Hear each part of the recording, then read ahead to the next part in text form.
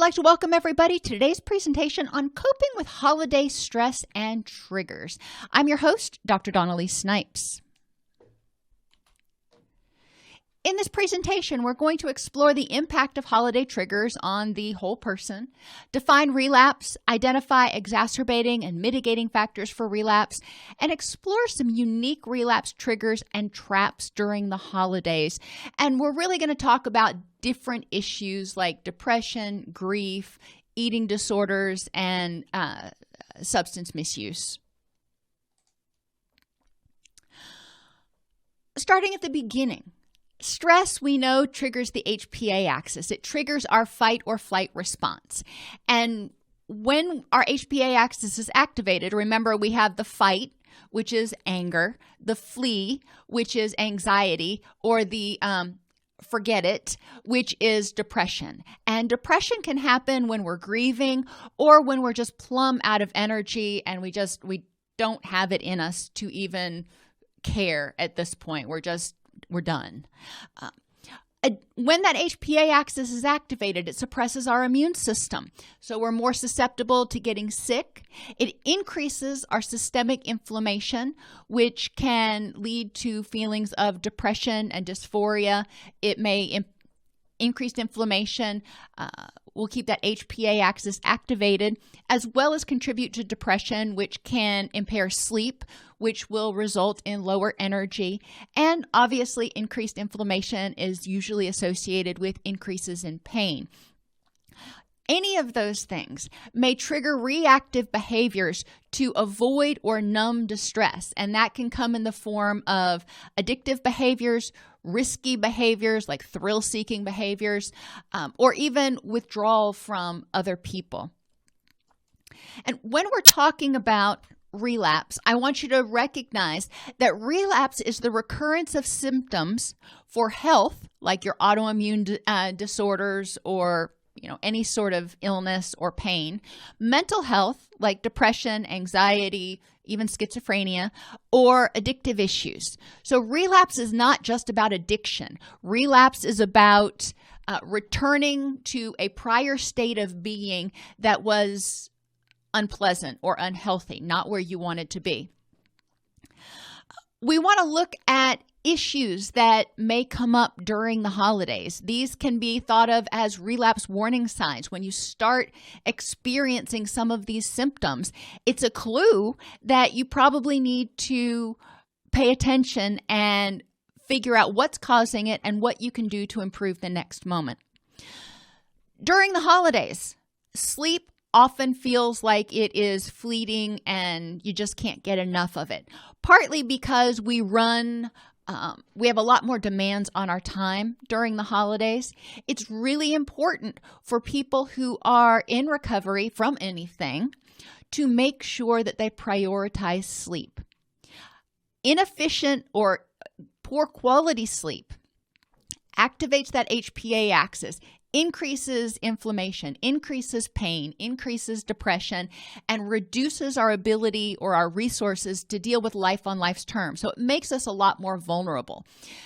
Appetite may also change when we are experiencing distress. Remember, when we're in fight or flight mode, we may not want to eat as much. Our appetite may be suppressed, or we may seek to self-soothe with comfort foods. Pain, it happens, and especially during the holidays, unfortunately, when cold fronts are coming in and we're doing a lot of things that we don't normally do and using muscles we don't usually use. I tried to get the Christmas tree out of the attic last week, and I greatly underestimated how heavy it was. So, getting it down without falling out of the attic was kind of a challenge. So people can experience pull muscles or just experience pain or discomfort that they're not used to. And it's important to address pain. Pain activates the HPA-Axis, prevents quality sleep, increases inflammation, increases dysphoria. Substance use is obviously something that happens sometimes during the holidays. Now, if we're talking about somebody who has an addictive disorder, hopefully they're not using substances. But other people may be using substances around them. So it's important to, when we get down to environment, we'll talk about that. But for people who have other issues, such as depression, anxiety, or autoimmune issues, substance use may be something that they engage in. And, they don't have a problem with addiction, so to speak. But it's important to recognize the effects of substance use on the body. Most of the time, substances are all of the time, substances that we use that would fall under this, like nicotine, caffeine, alcohol, they're going to alter our neurotransmitter levels. Some substances, specifically alcohol and nicotine, also increase systemic inflammation. And it's important to be aware of that because even if you're increasing the inflammation in your gut, for example, by drinking alcohol, that can kick off the HPA-Axis because the vagus nerve will tell the brain, hey, we've got some inflammation down here. There's a problem. HPA-Axis kicks off and you're back into that fight or flee mode. And sometimes we just fail to relax. We get so busy going to work and doing Christmas shopping and going to holiday parties and, sending cards and doing whatever you do over the holidays. Sometimes people fail to stop and rejuvenate. And it is important. In 7 Habits of Highly Effective People, he talks about how it's important to, quote, sharpen the saw. It is important to rest and rejuvenate. Just like you recharge your phone at the end of the day, you need to recharge your own personal battery, preferably at the end of every single day. So you get up the next morning and you've gotten good sleep and you feel refreshed and ready to take on a new day. In order to get good quality sleep, it's important to relax not only the mind, but also the body. So we want to encourage people to take note of this in preparation for the holidays. I know we've already gone past Thanksgiving, but it's important to pay attention to relaxation, to make sure that they are taking good care of themselves. Because if they get run down and their health, mental health, or addictive issues flare up, then that's not where they're going to want to be. That's going to make things worse on everybody else. It is better to make sure that you are recharged and available, maybe fewer hours, but at least when you're available, you're present, you're healthy, you're happy. Affectively, and I just kind of put this in dysphoria because there are so many different feelings people can experience during the holidays that are unpleasant. And we're going to talk about some of the reasons later. But depression, anxiety, grief, anger, resentment, jealousy, the list goes on. And it is very important that people practice mindfulness during this time so they notice when they are starting to feel these feelings. And I ask my clients, when you start to feel depressed, you're not clinically depressed, can't get out of bed, but when you start to feel depressed, what's the first thing that you notice? Some people, their sleep goes wonky. For other people, their energy goes in the crapper. For others, they have difficulty concentrating, and then it kind of spirals from there. But knowing what your early warning signs of an impending relapse or resurgence are is really important. Same thing is true for autoimmune disorders, for example. If you've got an autoimmune issue, what are your first signs that may be starting to flare up? Most of the time, you don't go from 0 to 200 without noticing something in between. So it's important for people to really focus on mindfulness. Yes, during the whole rest of the year, that's important too. But it's extra important during the holidays because in addition to normal demands, most people also have some memories, some experiences, some things that make their holiday less than Hallmark perfect. And they are dealing with or avoiding those feelings. So it's important to be aware of what they're feeling, where it's coming from, and strategies that they can engage to improve the next moment. Cognitively, when people are, headed down that relapse road, we tend to see their cognitions turn more pessimistic. Well, that makes sense. We know when that HPA-Axis is activated that we are going to be more hypervigilant of the negative stimuli and the threats in the environment, and we're going to pay a lot less attention to the positive things. So if you're looking around and what you're mostly noticing is the negative, it's probably going to make you feel like it's an unsafe, unhappy, stressful place to be. It's important that we help people develop tools to, again, be cognizant, be mindful of when they are developing an attitude of pessimism. They're using some cognitive distortions so they can address those quickly with an attitude of gratitude or with cognitive flexibility. And along with that, people, as they get stressed, the more stressed people get, or if they're in pain or they're not sleeping well, a lot of times they become more cognitively inflexible. They have more difficulty seeing options, more difficulty even finding a single solution, let alone getting outside of the box.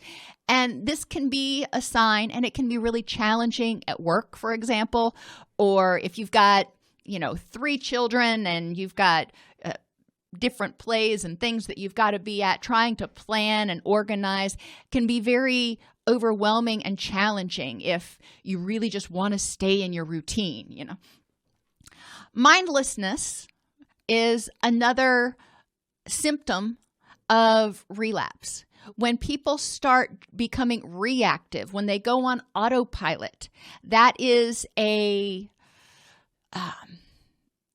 step towards relapse most of the time. When we are acting in our mindless self, we typically are very reactive. We don't stop to consider the long-term consequences of what we're doing. Being mindful is important to figure out what is the next best step in this situation instead of going, I'm really stressed out, I want to have a drink to make it go away. Saying, I'm really stressed out. Now, what are my options? What could I do? And what is the next most helpful thing for me to do in this situation? Recognizing that, in most cases, drinking to deal with stress probably isn't the best choice. And people can have cravings and longings.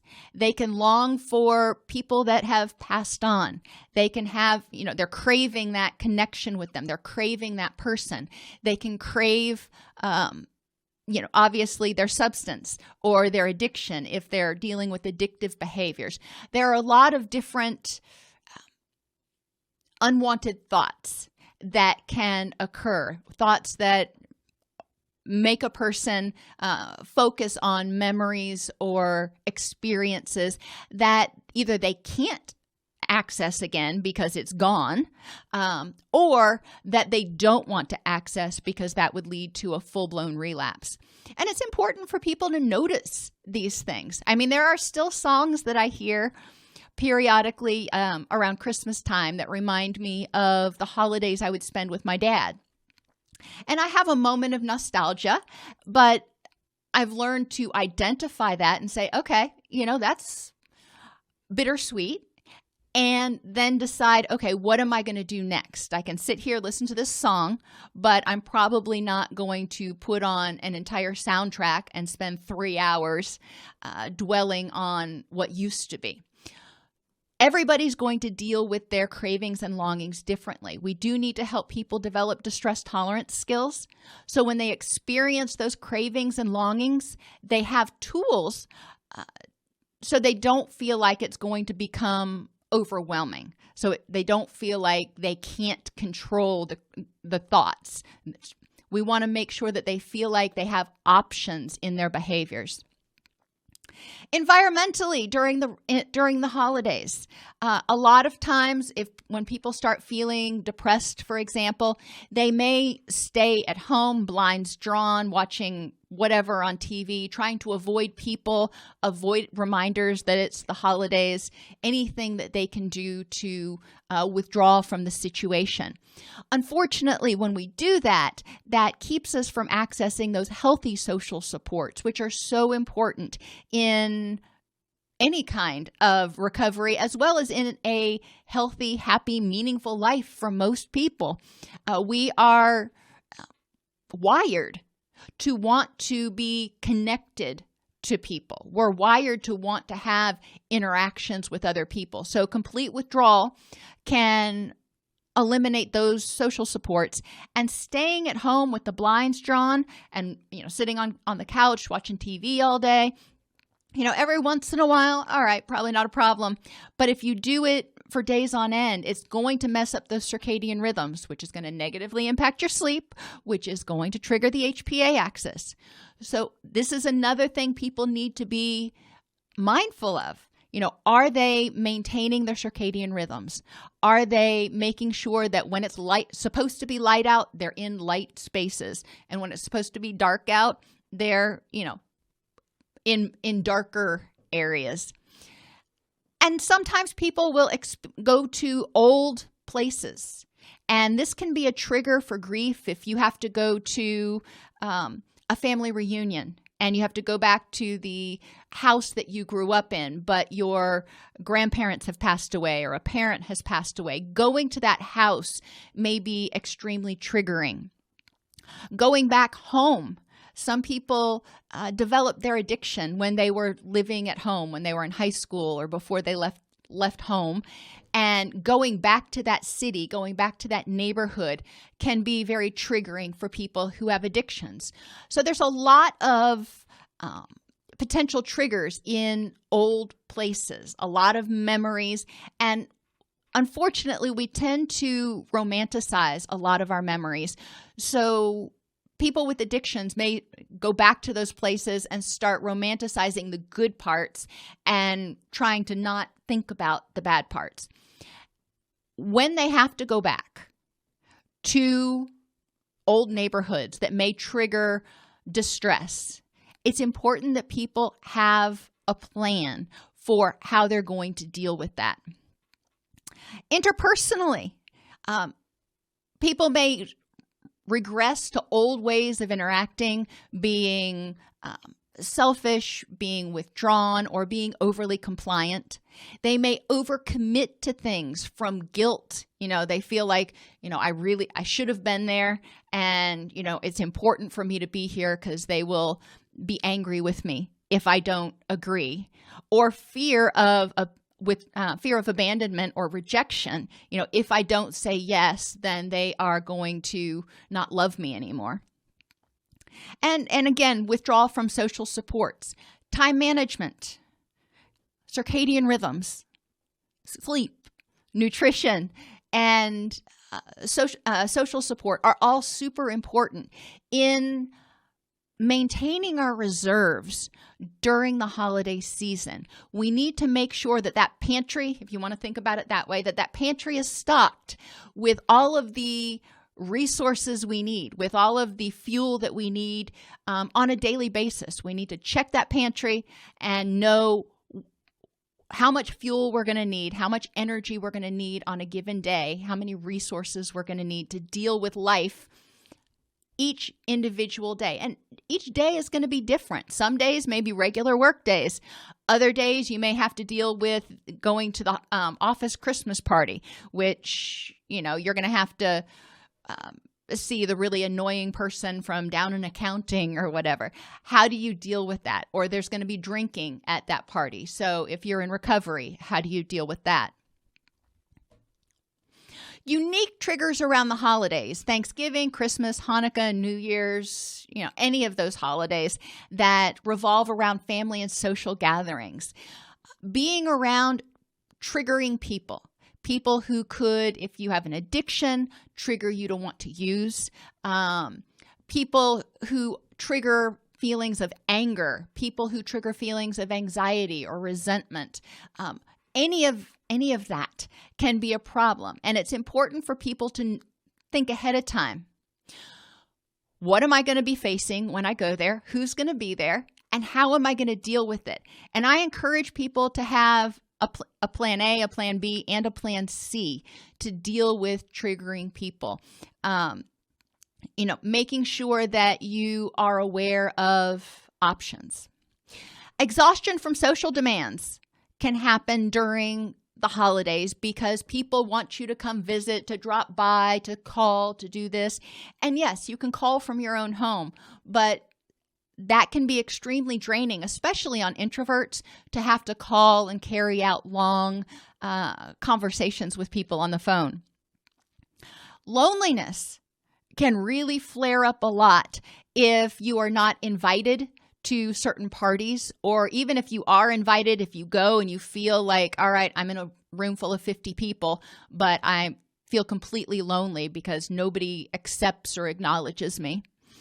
Or getting invitations that ask for a +1 when you don't have a significant other at that particular point in time. And these are also things that people need to examine how they feel about it and examine the facts. If you're not invited to a party, could it be an oversight? What does that mean to you, and how are you going to deal with it? If you feel lonely or unaccepted in a group of people, examining the facts, what evidence do you have that you're not accepted? And what can you do in that particular situation to cope with what's going on? If you're going, like when I go to, when I used to go to my husband's holiday parties, I didn't know many people there, and I was just kind of twiddling my thumbs and, not really knowing what to do. So I started learning to get prepped ahead of time on different people's interests. So at least I had a little bit of a heads up on small talk that I could make. Those invitations asking for a +1, they are meant out of kindness. So people don't have to go to holiday parties by themselves. But what does it mean to you if you don't have a +1? Do you interpret that as a failure? Do you interpret that as a rejection? Or do you interpret that as, hey, I just haven't found anybody worthy of my time? There can be abundant during the holidays, abundant and often inflammatory food and drink. And remember that foods that are highly processed tend to be much more inflammatory than your whole grain foods and your super healthy foods. And alcohol is also a food or a drink that is inflammatory. Recognizing that exists and being mindful of how it impacts your system is really important. If you eat certain foods and you feel like crap the next day, that's good to know. And not saying that necessarily you have to cut it out completely, but recognizing that, uber moderation is probably in order. Some people during the holidays are like, what do I have to be thankful for? And it's important to encourage people to engage that concept of hardiness and step back and look at what they actually do have that makes their life rich and meaningful right now. What is important to them? Do they have a dog that they love? Do they have they had experiences that have been worthwhile? Encouraging them to look at all of the things that make their life rich and meaningful and notice what is going right. And that can be really challenging, but too often people get stuck on all the things they don't have yet, all the things they want that they can't have. So it's important to encourage them to turn their attention to, what do you have and that you're grateful for.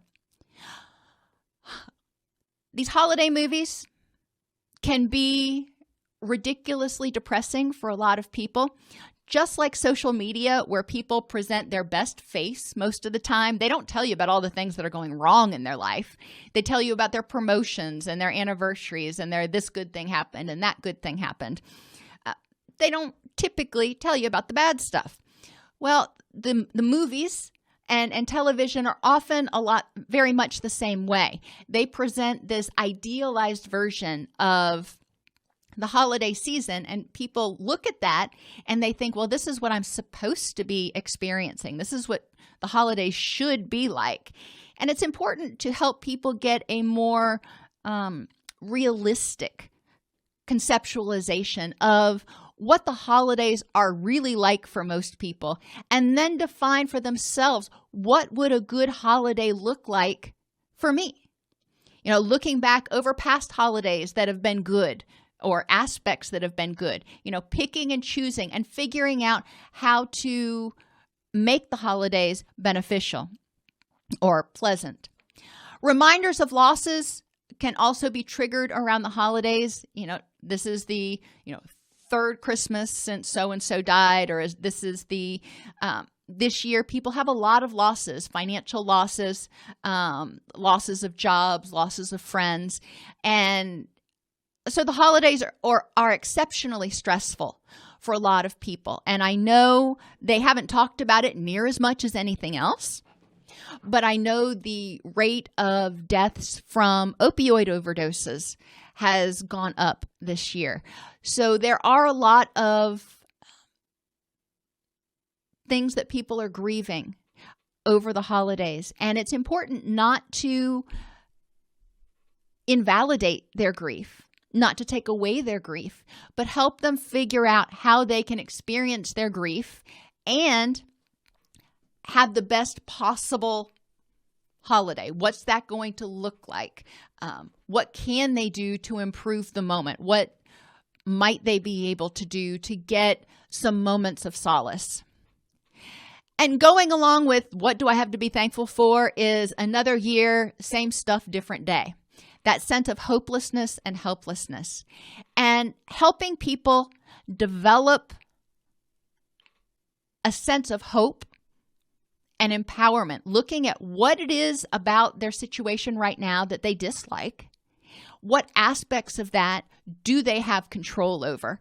Making small, achievable, measurable, realistic goals to encourage, to help them start moving out of the quicksand of despair and toward a feeling of empowerment. Once they start accomplishing goals, then hope may start to spring up again. You can also talk with them about what hope looks like for them. What do they hope for? What do they want to hope for? Even if they don't hope right now, in the past when they were hopeful, what was different? For family and social gatherings, to handle it, if you have to be there, figure out how to cope with the people you don't want to be around. One way can be positive mantras. Figure out a positive mantra before you go. It's all good, or it's not me, it's you, or whatever mantra you need to handle, the person that is challenging to be around. Repeat it to yourself. Use guided imagery before you go there. Envision yourself going through the social gathering and being able to handle your encounters with the pleasant people as well as the challenging people. Consider reminding yourself that by feeding in, by letting people get under your skin and upset you, you're giving them your power. You're saying, I am letting you have control over my feelings. Consider ways that you can safeguard your own power. How can you keep your power and avoid feeding in to their nonsense? And generally, most families have at least one relative that likes to poke fun or be critical, and that maybe they're doing it in jest. But when you feed into it, it seems to give them more energy when they feel like they are getting under your skin. So recognizing that and rehearsing with clients, let's rehearse what it's going to be like when you see Uncle Bob and he tries to get under your skin. Rehearse coping strategies and refusal skills. And this is true for dealing with emotional distress as well as dealing with being around things. The holidays are very difficult for people, for example, who have eating disorders, because there is a lot of inflammatory food, but it's also high calorie food and high comfort food, food that tends to trigger that serotonin and dopamine release. So it is important to rehearse refusal skills so people who do have addictions or eating disorders don't feel unsafe when they go to these environments. They don't fear having food or drink kind of pushed on them. Another thing that's helpful, and I encourage people to have multiple strategies, is to identify 2 or 3 people you want to shadow. If you know you get along well with, Aunt Sam, and then plan on finding her as soon as you get there so you can, kind of shadow along with her. Or even, if you like the host or hostess whose house you're going to, maybe you can volunteer to help out in the kitchen or help out kind of behind the scenes so you're not in the crux of everything if that is overwhelming to you. If it is an unsafe situation, and when I say unsafe, I don't necessarily mean physical harm, like somebody's going to assault you, heaven forbid that would happen. But I mean unsafe emotionally, unsafe because you're around triggering foods, triggering drink, unsafe in those sorts of ways.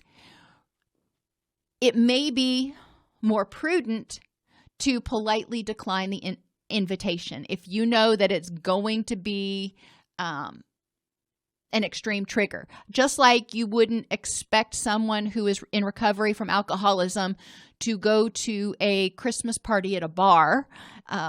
It's really important for people to be able to look at the situation and say, all right, the host or hostess may get a little upset or disappointed that I can't come, but is it better to have that little bit of disappointment and maintain my sobriety or maintain my remission of the depression or whatever? Or is it better to go and risk it all? And most of the time, it's going to be better to deal with the temporarily disappointing that person as opposed to experiencing long-term relapse problems. When you're dealing with people over the holidays, a lot of times you're dealing with people who are your friends and family. And like I said, they may be disappointed you can't go. But as Dr. Seuss says, those who mind don't matter, and those who matter don't mind. So the people who truly have your best interest at heart, again, they may be disappointed, but they are not going to be rejecting. They're going to understand that you need to take some steps away for your own recovery and safety. Ideally, if you can identify a legitimate reason you cannot go, that can go a long way. But also make sure if you decline an invitation that it doesn't end up with you sitting at home and, feeling bad because you're not at the party. What are you going to do instead? If you don't go to that gathering, what are you going to do instead to make sure that you feel connected and happy and all that stuff? Loneliness. Huge trigger during the holidays. People are shopping for everybody else. And if you don't have somebody to shop for, it can feel devastating. My family's gotten somewhat smaller. My kids have gotten older, and now they're older, so they want more expensive presents, so they don't get as many. And I used to love getting them lots and lots of, little things that they could open up and watch their little eyes light up. But that's not how it happens anymore. And that's okay. Recognizing that they're growing up, life's changing, things evolve, yada, yada. I understand it, but it can be sort of sad, not to be able to shop for a little kid anymore. So you can shop for the less fortunate. Maybe adopt a family or contact the local domestic violence shelter and see, whether there's a family there you can adopt, or if there are certain types of presents that they want. When my daughter was in Girl Scouts, they made birthday boxes that the domestic violence shelters would keep, and we made multiple boxes for the shelter. So whenever a child there had a birthday, there was an all-in-one, birthday party ready. It had the hats and the plates and, everything that went with it, as well as a few toys. If you don't feel like doing that, people can also consider adopting a shelter pet. Not necessarily taking it to your house, although some shelters will let you take the animals to your house over the holidays. But finding a pet that is in your local animal shelter and getting it blankets and toys to play with, so it has something over the holidays that, brightens its day. Other people are going to family gatherings. And if you don't have family gatherings to go to, it can feel very lonely. And, as I said earlier, my family has, dissipated significantly. So we don't have family gatherings to go to, especially we have no family in Tennessee. And my in-laws are not able to travel anymore. They're too old to travel. It's very stressful on them. So, not having family gatherings to go to can feel sort of sad. So find other people without a place to go and invite them over. What are you doing on Christmas Day? What are you doing on New Year's Eve? Let's go on a hike. Let's go do whatever. Commune with your higher power. And going back to finding other people in recovery, a lot of times the 12-step programs have open meetings and get-togethers over the holidays, so people don't have to be home alone if they don't want to. During COVID, you can also find a lot of meetings online on Zoom and as well as text, but I encourage people to plan ahead. Don't wait until New Year's Eve and then try to figure out where there might be a group of people getting together. But it can be comforting, even if it's just through Zoom, to interact with other people on those holidays. Commune with your higher power is another thing you can do either at home or go to a church or a synagogue or whatever sort of house of worship that you go to. And video conference. We will be video conferencing with my in-laws and, my husband's grandparents over the holidays because, as I said, they are too old to comfortably travel. Like I said, it stresses them out. So we will be video conferencing with them so nobody feels as isolated. Abundant food and drink. And this is more an issue for people who have problems around emotional eating or eating disorders. To a certain extent, substance addictions. But specifically when we're talking about food and eating disorders, don't go famished when you're going to a holiday gathering because there's going to be lots of goodies. And it's kind of like going to the grocery store when you're hungry.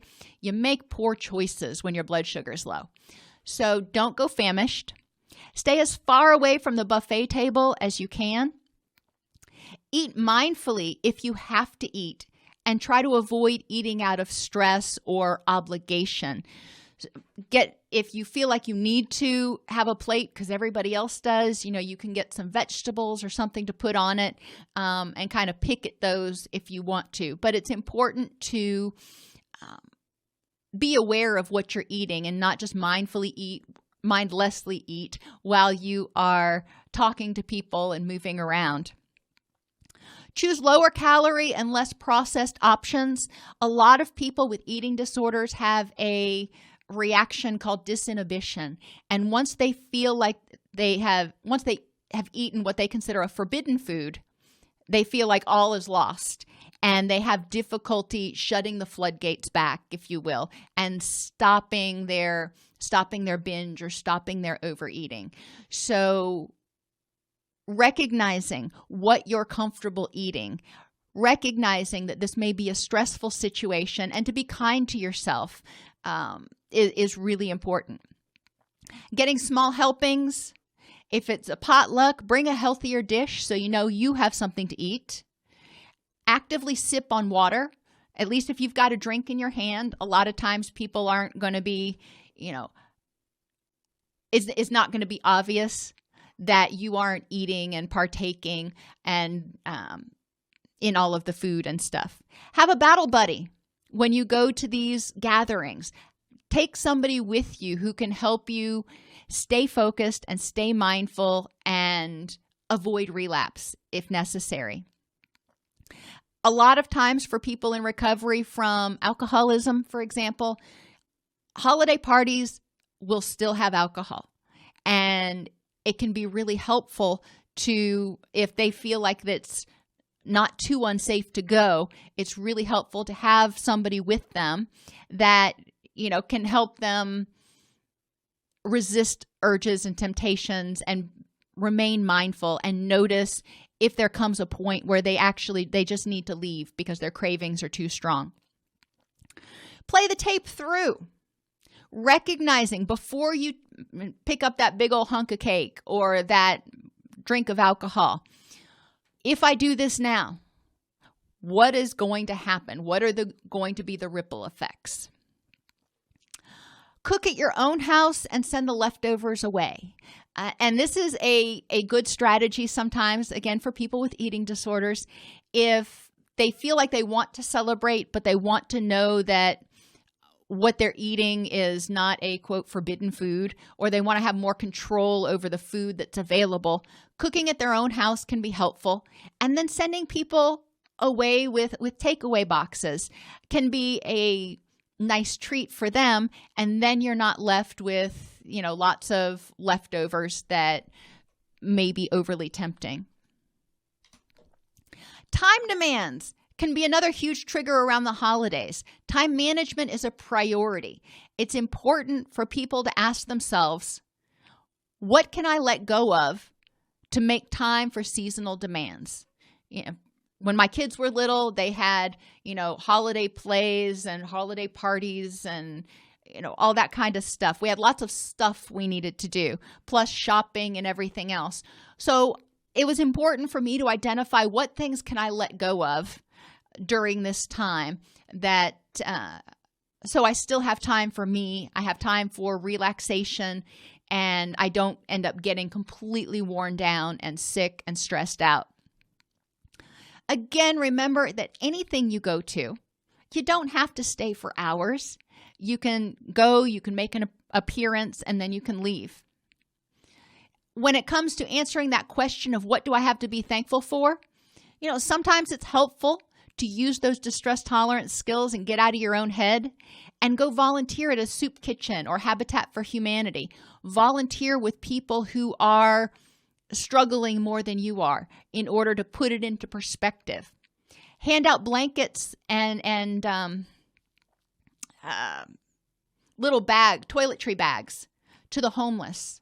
That can be hugely important. It's amazing what having soap, deodorant, a toothbrush, and a nice warm blanket, and socks are big, that can do for someone who is homeless. Go to a meeting or a celebration at one of the 12-step areas, groups. A lot of times that can help you interact with people and recognize the supports that you actually have. Review your gratitude journal or visit the sick. And I use the term sick very broadly. There's obviously the physically sick, and right now you may not be able to actually visit them. But you can also visit those struggling with depression or anxiety or addiction. You can spend time, just some 12-step facilities are open like 24 hours a day, and you may be able to volunteer time there if you're in the 12-step program. You may be able to interact with people virtually in chat rooms or on discussion boards who may be struggling over the holidays. And I'm talking about these virtual options because of COVID and lockdowns and everything else right now. You may not be able to physically get there, but I do want to get beyond the idea of just visiting the physically sick, visiting the people in the hospital, and focusing on people who are not happy, people who are struggling with mental illness or addiction as well. If you envy that Beaver Cleaver Christmas, think about what is it that you envy. When you watch those Hallmark movies, what is it about that you envy? And how can you meet those wants? And sometimes, it's important to recognize what aspects of those movies are just completely unrealistic, and make our expectations more in line with reality. Avoid holiday specials that will get you upset. Sometimes it's better just not to watch them. And create new traditions. Create your own, John Smith's Christmas. What does that look like? I remember when, I was little, my father's mother, my paternal grandmother, we had a very set ritual every Christmas, and I looked forward to it every single year. And it's important. It was important for me to have that tradition, and it's something I can look back on fondly. So create your own traditions. You don't have to necessarily celebrate like everybody else does. If reminders of losses are a problem, acknowledge them, validate your feelings, and think about, okay, I miss this person. I miss them being physically here, but how can I celebrate them? How can I keep them here in spirit? Try to focus on, instead of on what you've lost over the year, what you have and where you want to go from here. In terms of financial stresses, identify free activities. Or in Nashville area, you can go to Opryland Resort, and they have the Arboretum is all decorated, and you can walk around there and look at the decorations and hear the Christmas music and everything for free. And it's climate controlled, so bonus there. There are a lot of things that you can do. You just have to look a little bit. Make something for somebody. Crafts, pictures, picture books, slideshows, a humor book, digital scrapbook. Any of those things can be really cool. There are apps you can download from the App Store where you can get a certain number of like 3x5 pictures printed out for free. And, that can be really meaningful and a really inexpensive gift for somebody like a grandparent if you have those things sent. Explore why material possessions are important to you and whether it is in your top 3 to 5 values. Yes, maybe you can't buy the stuff that you really wanted to buy for everybody this year. Maybe you have to have a more modest Christmas this year. If you're feeling bad about that, explore what that means to you. Explore the what material possessions, what place they hold, and what meaning it holds for you. And figure out how you're going to address that. Figure out what that means to you and whether it's worth beating yourself up over. That sense of hopelessness and helplessness, another year, same stuff, different day. Identify what went right this year. Identify what you want to be different next year and what parts are in your control. Start making a plan even before New Year's. Learn how to set those specific, measurable, achievable, relevant, and time-limited goals. Identify reasons past goals have failed and address them. If it's the same stuff, different day, well, why? My guess is you went into the new year thinking things were going to change. Why didn't they change? And what parts of that might be in your control this next year? And learn how to maintain your motivation. The media tells people that this should be the happiest time of year. In reality, for a lot of people, it is one of the most stressful, depressing, relapse-prone times of year. And it's important to recognize that. It's important to recognize what we see on Facebook are the best snippets of people's day most of the time. And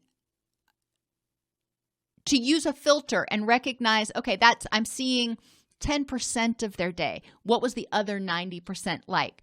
To recognize that most people don't have what they would consider an absolutely perfect life. Holidays often highlight losses, loneliness, and financial stresses.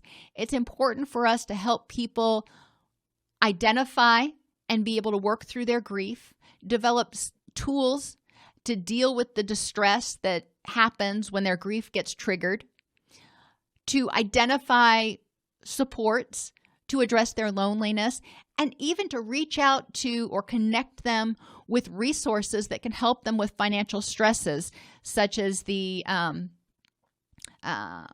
Toys for Tots program, for example, and different programs that can help get presents, but also clothing and food and anything else that they need. Unfortunately, this year that is way more prevalent than it has been in past years. And a lot of people who are experiencing financial stresses this year haven't in the past, so they may be unaware of all of the myriad of resources that are available in your local community. Make sure you get that word out there. Go on to Facebook and find your local community webpage or group. In my community, it's Hip Wilson County is what it's called. But find your local community group and make sure that you're posting. If you feel the spirit move you to do it, you're posting information about resources that are out there for people who are struggling, so they don't feel as trapped, so they do see that there are options.